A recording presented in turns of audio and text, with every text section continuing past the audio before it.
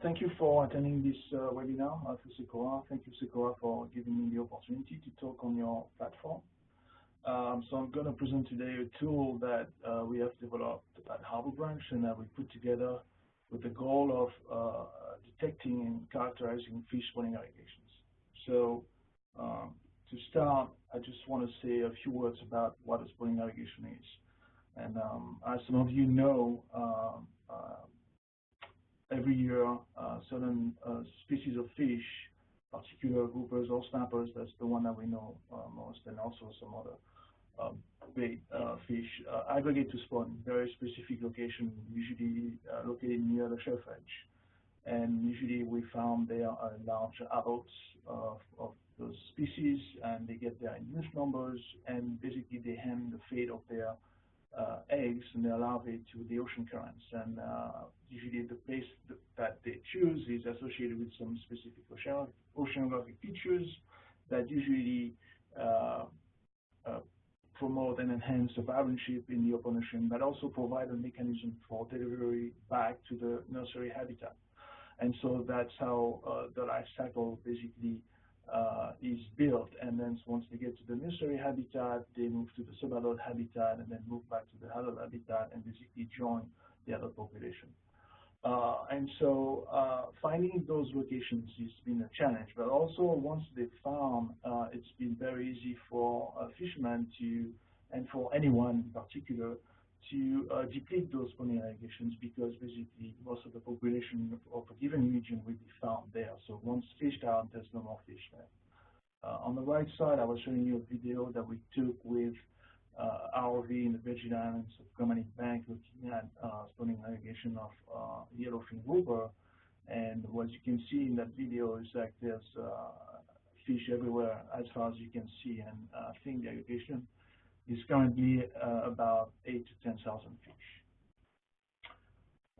So those places where we found those aggregations are usually located near the shelf edge. And now, in general, you know, these are remote locations that are difficult to access. And I show you here an example for the NCD Bank south of St. Thomas in the Virgin Islands, which is about 12 miles offshore south of the island at the edge of the shelf, where, you know, you're basically in the high seas there, even if it's only 150 to 200 feet at the side of the aggregation. And then you have all the site along the shelf edge as you move westward towards Puerto Rico and all the way to the western side of Puerto Rico. You can imagine similar situations and configurations for fish spawning aggregation sites around the Caribbean.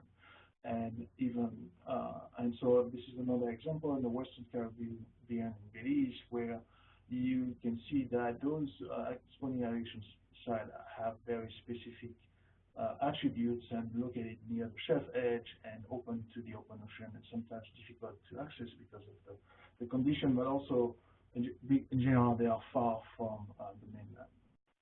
So if we look in the Southeast United States, there is a number of aggregations that have been found, monitored through different type of fishery survey, and there's also been how can I say that, aggregation that were fished out that have been recovering. And the example here is the gag grouper that you see on the right side, where back in the days there was a significant fisheries in South Florida, and then the fishery died. But it seems today that some of the aggregation are returning, but it's not, we don't really know where those aggregations are, but we see the results in terms of fish landing. So there's aggregation that exists. Basically, there are fluctuations in the aggregations, but it's not always easy to capture those fluctuations and to understand the recovery and the evolution of these aggregations. If we look on the Florida Keys as well, there's a number of aggregations that have been mapped out and that we have studied, for instance, like the one at Riley Sump, but it is difficult, as you see how spread out they are, to keep basically track of all of them at the same time. So the idea behind our project was to provide a tool that could help you do that. Like you could basically send your system out for many days, if not months at sea, and survey different aggregations in a given region.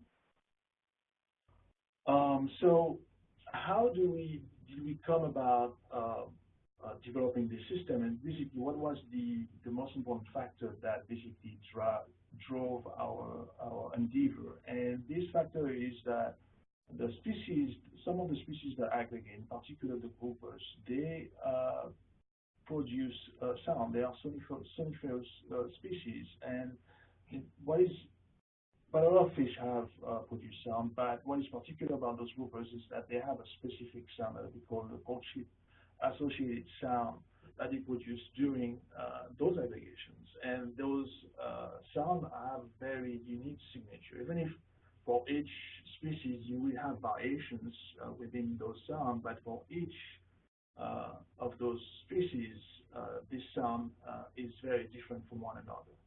And so you can characterize the sound by the frequency range, by the bandwidth, the duration, the type of pulse, whether it's a tonal call or not. So there's different aspects of the sounds that we can use to identify them. And these sounds have been identified and associated to their particular species through many studies where people have put hydrophones and cameras together, or simply diving, the irrigation and watching the fish and hearing the sound from the fish. And so after that, they were recording the sound at the same time, so that we can tell now today, what species makes what sound. But I just want to specify again that those sound are specific courtship associated sound. So knowing that, what can we learn from those sounds? Well, we can learn many things. We can study the dynamics of fish-spawning aggregations, because what we found is that those sounds are associated with the fish behaviors under many different circumstances. They could be under biotic constraint, under abiotic stimuli. They can respond to many things in the water. But what I want to show you here, and then so those sounds, because they are very specific to the aggregation, they can be used basically to track the presence of those fish. And so when you find the fish, you can, based on the density of the sound, and the structure of the sound, and the diurnal evolution of the sound, the monthly evolution of the production of diurnal sound, you can really get an idea of what's happening at those fish-spawning aggregations. And so you can even study the fish behavior in response to different constraints. And I want to give you an example here, which is the response to the current and the time. So this is a time series that was recording at Sierra in Puerto Rico for the red hind. And what you see here is each blue bar is basically the number of calls each hour, and that's for each day for about 9 days. And so the first day that I show here, it's 5 days after the full moon. And what you see, if you look at the numbers, you see you have a peak calling day, which is actually the peak spawning day. And what is even more interesting now, if you look at the blue axis, blue y-axis and red axis, the blue axis is the current speed, the y-axis, the green axis, is the current direction. What we found is that at the peak spawning day, and at the peak calling day, the currents were the weakest. So that's an example of correlation that we've been observing, for instance, at this site. So we can learn many things from those casts, because as they express in some way how the fish respond to their environment, so how they respond to predators, fishing, temperature, and other physical forcing. And we can also, as done by Tim Rowell, get an estimate of the relative fish abundance based on the number of calls. Even if that relationship doesn't hold all the time for all the species, but there's been some work done that proved that it can work. So tracking the cast basically can be used as an index that can be monitored, and that can be used to provide an idea of the evolution of the stocks, and basically can be used in fisheries management and conservation as well. When those fish produce the sound, the idea is to understand how far this sound can propagate, and how can we pick it up. So we used a simple acoustic transmission loss model, assuming an average source level of 140 dB, and assuming ambient noise due to the waves or the wind, which is about 60 dB, and then shipping 80 dB. And with all of that together, knowing that the transmission lasts for the frequency of 100 Hz, which is about the mid-range frequency that those fish call at, we get a transmission loss of about 20-25 dB at 150 meters. So if you have a 140 dB average source level, you end up with a detection threshold, which is about 40 dB for the sound produced by the fish. And so some people have picked up on the idea of using CAS to actually monitor the presence of somniferous fish. And there's been several attempts to do so using autonomous persistent ocean platform to listen to CAS and find basically associated FSs. So one of the first applications by Water 2014 was to use silicon glider equipped with a hydrophone to basically scout the West Florida shelf, and they were able to find the presence, as they knew, of several, multitude of red groupers, and they also used the same approach on the southeast U.S. coast and heard many fish and other species, and among them some red groupers.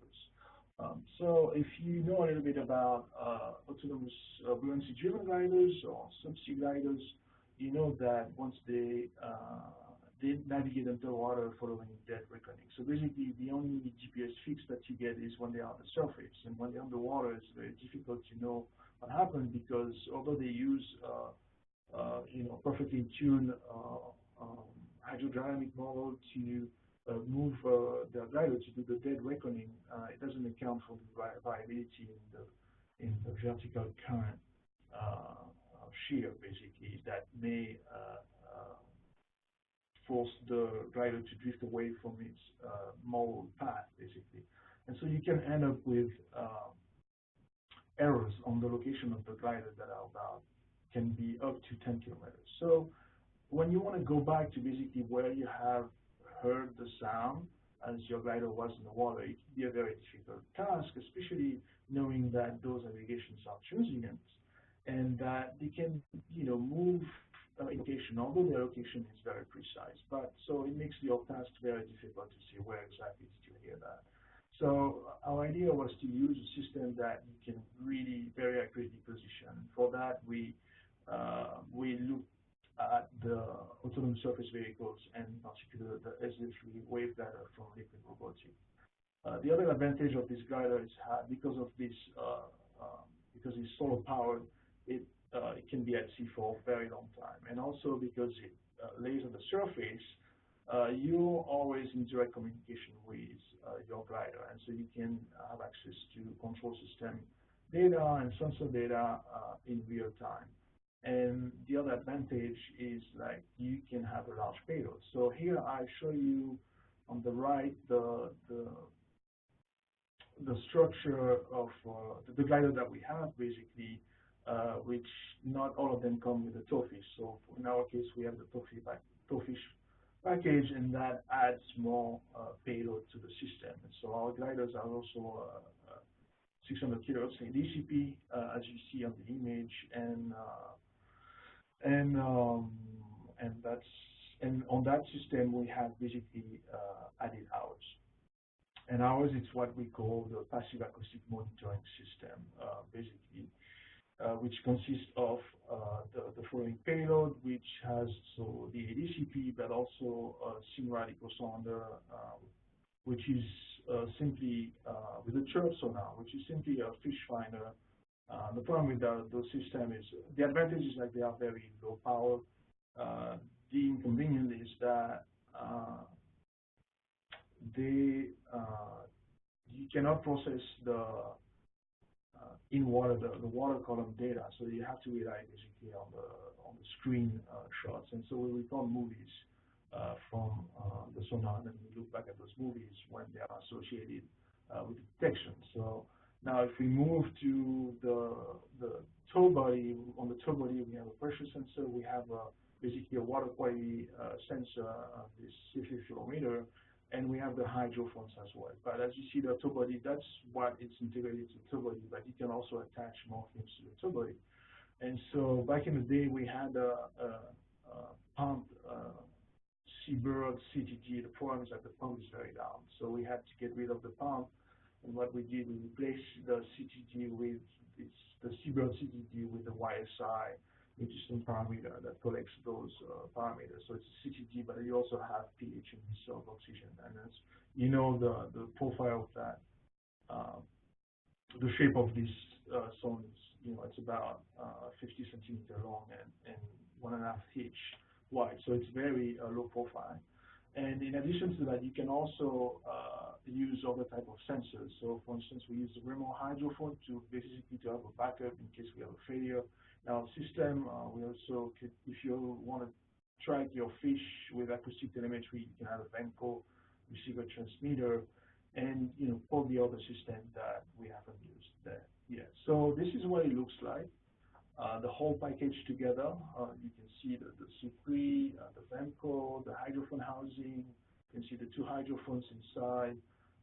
And then you have this spam electronic housing that basically, which is the motherboard of the whole system. So that, powers the sensors, records the data, transmits the data to the surface floats that you can basically directly access through RUDIX if you are far at sea, away from any telephone network. And if you're close to shore, you can use the telephone network, basically just like an internet connection, and access your data as if you were logging into your computer. So I'm going to give you a little, show you a little movie about the wave gather, how it moves.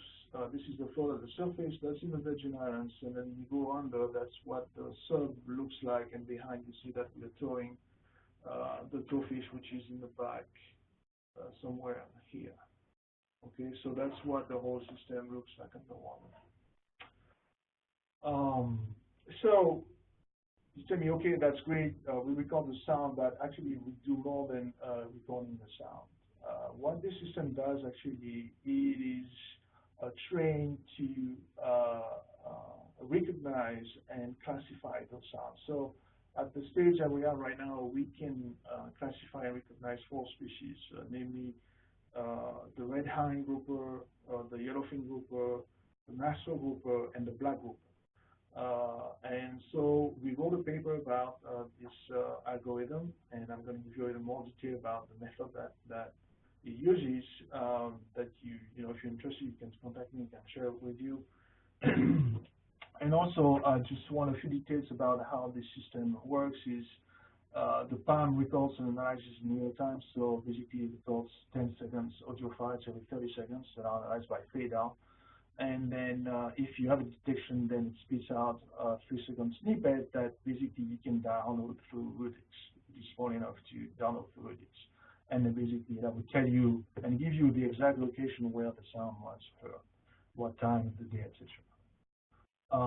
So a little more information about fade out. This is the basic structure of the algorithm. So we have signal acquisition, and then the signal denoising using discrete wavelength transform, and then there's a feature extraction, which is basically based for our algorithm on the spectrum using what we call the Mel frequency spectral coefficient. So the way this works is, if you remember your math class, signal processing class, when you take a Fourier transform of a signal, you get a spectrogram. But the idea behind the Fourier transform is that you can use a combination of sinus and cosinus to rebuild the signal using some coefficient in front of your sinuses and cosinuses.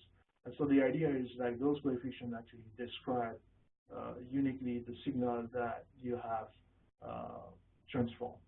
And so that's what the discrete wavelength transform does, actually. So you could use those coefficients to rebuild, to identify an acoustic feature or fish fall, or you could use what we use in our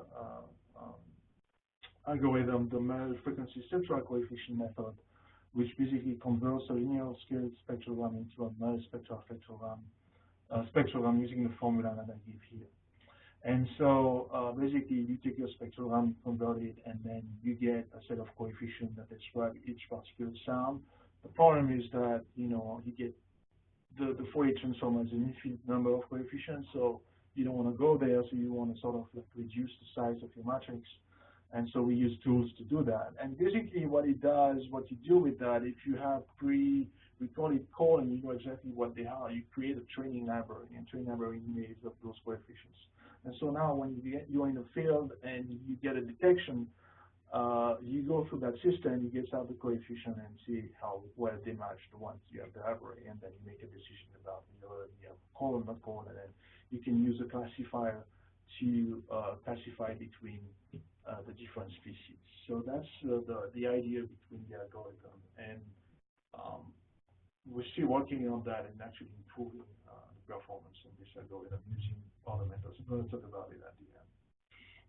So we took out the way we validated for our algorithm. There's only one way. It's basically to compare human detection with machine detection, and this is what I show here, where we took data from Michel Charrière at Barreau de Seco, and for where they had the multiple, it was multi-species spawning aggregation, and then we compared for all the different species that were there. So Nassau grouper, as you can see, red eye, black grouper, and yellowfin grouper, through a time period, how the algorithm did versus the human. And you can see that the results are pretty close. Some cases there's a little bit more detection on the human side than on the machine side, but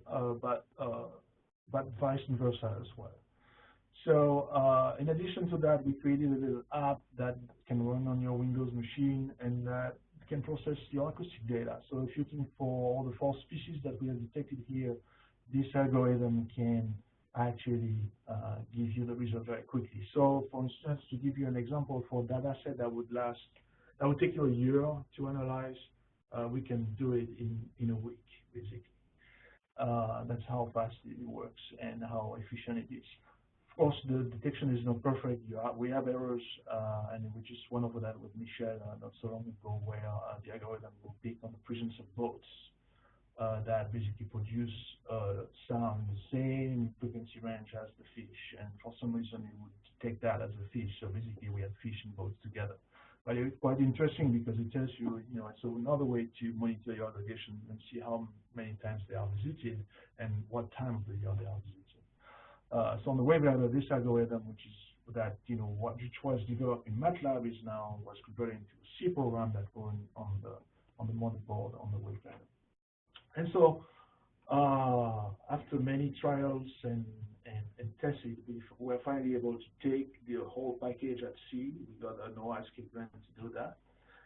And our first trial, which was, okay, we're going to go out there, where should we go? And one of the first ideas that came to us was to go to one of the Golai groupers spring irrigation site of Jupiter. And then, so we teamed with Kevin Boswell at FIU, and he gave us basically the location where those Golai groupers are found during the day. And so we say, okay, let's go out there at night and see what we can learn about, where they spawn and what they do. But what happened is that we made a mistake in the GPS location of the rigs, and as you can see here on the upper right plot, it shows you trajectory of the glider, the little anti-diamonds. And what we found, which was completely off actually the region of the rigs. So when we first saw that, we thought we had made a mistake, and we're like, oh, no, this must be wrong, this must be wrong. And then at the end of the day, what we realized is that's where we picked all the calls of the Golai grouper at the one particular point of this transect. And we were like, okay, but that must be, okay, pure serendipity. Maybe they were not exactly there, they were somewhere else. So we started looking at the structure of the calls. And what we realized is like the structure of the calls, basically the beginning of the calls and the end of the calls and the structure of the calls match exactly what was observed on the west coast and another spawning aggregation by Jim Ocasio. So we were like, well, this is not, this is not a mistake. Actually, the fish actually spawned there. So that was our first discovery, is that the fish actually don't spawn on the wrecks, but about 2 kilometers offshore. We don't know how recurrent this is, but this is one-time thing. We haven't had the chance to go again for many reasons. But anyways, we took the whole system to the Virgin Islands, 2016. So these are the different district areas. You have the MCD bank in red, and you have the Granite bank in blue, where the yellowfin spawn. What I show you here is the yellowfin calls. So basically, the glider confirmed the presence of the aggregation, but also found other calls other places that have not been verified yet. But it's interesting still. In 2017, we took it to the Virgin Islands again. This time we are looking at red hind, and so what happened is that because I think the full moon was within less than 40 days from the winter solstice, there was a giant spawning aggregation in January. And so when we came in February, as shown by Nemeth studies, we were most likely not going to find an aggregation. So we were very sort of disappointed because we had missed the first one because of equipment failure. So that happens. But what we found was quite interesting. We found a distribution of red hind grouper around the MCD bank with no particular aggregation, but the fish were still around. Anyways, the biologists can talk more about it than me. But the other thing that we get as we basically plot the location of the coast, we also get environmental information and depth of the towfish. Okay, and so we can see that there's some differences. For instance, that shows here by the turbidity, which would be much lower at the shelf edge than on the shelf itself. So is it related to some particular dynamics associated to the presence of the interaction with the bottom by the water current, or those things? I don't know. Anyways, there are other correlations like that you can draw with other parameters. In the Virgin Islands in Puerto Rico, Michel and Richard Odun had done a lot of work on near Abriola Sierra and along the shelf edge in the Mona Passage on the west side of Puerto Rico. And what they found is there seemed to be more than one aggregation spot there. And actually, the glider was able to reveal that. So that's what it shows here. The circles show the calls, basically. And then we did another discovery. I mean, we confirmed the discovery by Michel on the presence of some Nassau grouper, but which I don't want to show here. As you may understand, if it's new, then it could not be a good idea to disseminate that information because I have the precise location on the map. Anyway, so great success there, and also we were invited to do some similar work in the Florida Keys, but unfortunately, it wasn't during grouper spawning season; it was during summer. So Fish and Wildlife was looking at snapper, and what I show here in the upper plot is the glider path. So we started where you see the orange dot, and then we went where you see the green dots, and then came down where you see the yellow dots, and then went around where you see the red dots and ended with the purple dots. And so what motivated that cruise there is that Fish and Wildlife had observed an aggregation of grass snappers, and also tried to monitor the aggregation of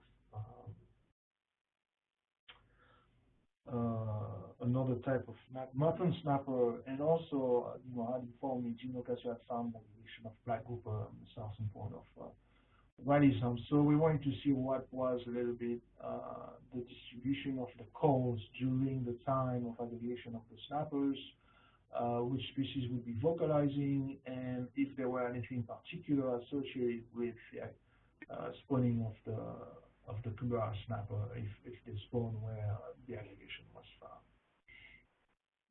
And then I'll show you here another interesting feature, and that, so the dots here show salinity along the glider path, and as you can imagine, the Riley Sound is a very dynamic region where the tide has a very strong influence on the presence of the water masses.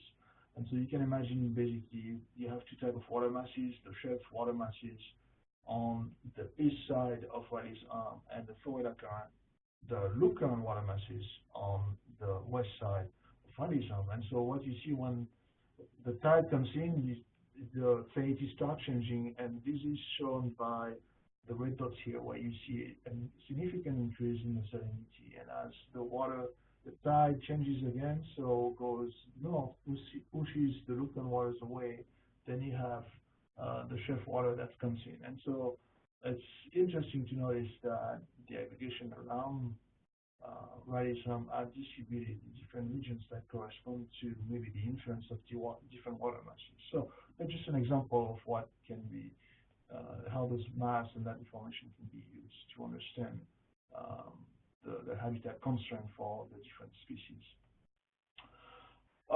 So that's what we've been doing so far, and of course we've been faced by many challenges. The first one is, okay, we get all those calls, and I was telling you, the algorithm takes identifies sometimes some of the boat's noise with calls, and so how do we get a false alarm? So that's one of the things we're trying to work on. Now, how do we also get rid of the surface noise associated with breaking waves, but also boat noise? How we can filter that out? And also, as you notice, is the glider and the pump system is relatively close to the surface. It's about 8 to 15 meters, depending on the changing densities of the water below the surface. And so you're relatively far away from the fish themselves. And so you get quite some distortion in the course, and this is what I'm showing you here. So if you remember what I showed earlier, what the Nassau grouper coal looked like, this is what you get from 100 meters, 150 meters away. For your yellowfin also, it's kind of very faint. And then the red hind, you can have different types. Of course, it could be the total pound, or it could be the pulse course. And you're gonna get different features where what is important to notice here is where the energy is distributed. And so that's what the algorithm needs to be basically focused on. But you also have variations in those calls. And so the only way to really train your algorithm, you have to also listen to what you hear to be able to make the call, and then train add this call to the library, train your algorithm, and then test it, make sure it works, and so on. So the spectral method to classify may not be the best when it comes to the distorted calls, faded calls, and those sort of things. So there are some ways around, and that's what I'm talking about here, that way we could lower the fish in the water column, and LRI has come up with an actuator that allows you to bring the fish with the internet connection down to about 100 meters. So it would be very helpful. You can also modify the depth as you go. So it's an interactive system. And then, this is what we did. We trained the detection algorithm with the distorted acoustic features. So that helps into increasing the detection rate. The other thing that we haven't been able to do is at the time, and you know how it happens, like engineering team changes, and then they don't have the same approach to manage your payload. So some part of the payload will stop working, and the one is still working, etc. So anyway, we never been able to have the sonar and the sound at the same time. Actually, we're going to be able to do that next week. But so far we haven't been able to validate directly the presence of fish or the relative assess the relative abundance through sonar images. So one idea that we had is the vegetarians is like Rick Nemeth and his crew would go out with a boat and check. But what happens sometimes is like the fish, by the time you get there, the fish have moved, especially if they're on their way to wherever they're going. And so we can imagine having all the system like the famous tuna buoys that we see around right now that can quantify biomass for you. And one of the other things that we want to do is add new species. We know that there are many more species that vocalize. We don't know all of them, but we know some of them. For instance, we don't have the glider grouper yet in the system, but for some of the we don't have the red grouper either. But for some of these species, the method that we have may not be the best, so we're looking into other type of machine learning method, such as deep learning, deep neural network, long short-term memory. Those sort of methods. I give an example here. That may be more performant, where you don't have to so much modify, transform your signal to do the training, to do the recognition, and that may be more efficient for certain species. So these are the challenges that we are facing and that we're working on. And I'm gonna stop here and thank all my sponsors, my collaborators, Michelle Shire, of course, and she's Wang, who is really the brain behind the detection algorithm, Rick Nemeth, Rich, President Daglish, Shane Daglish. These are the engineers who work with me on this project. I also want to thank my student Ali, who basically created those algorithms, made them work, who did all the training, etc.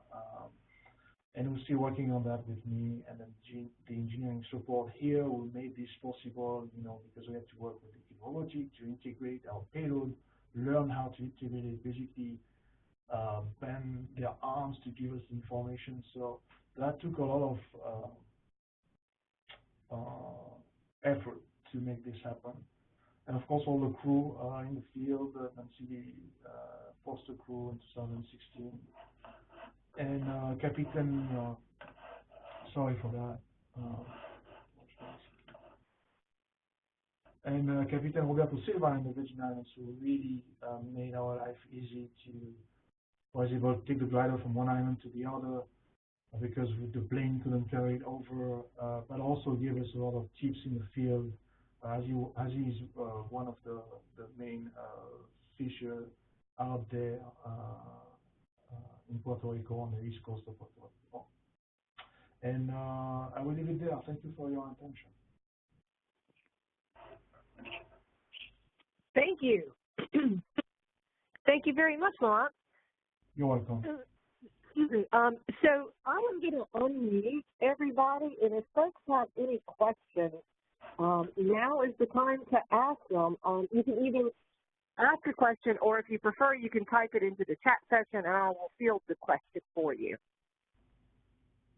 I think everybody should be unmuted at this point.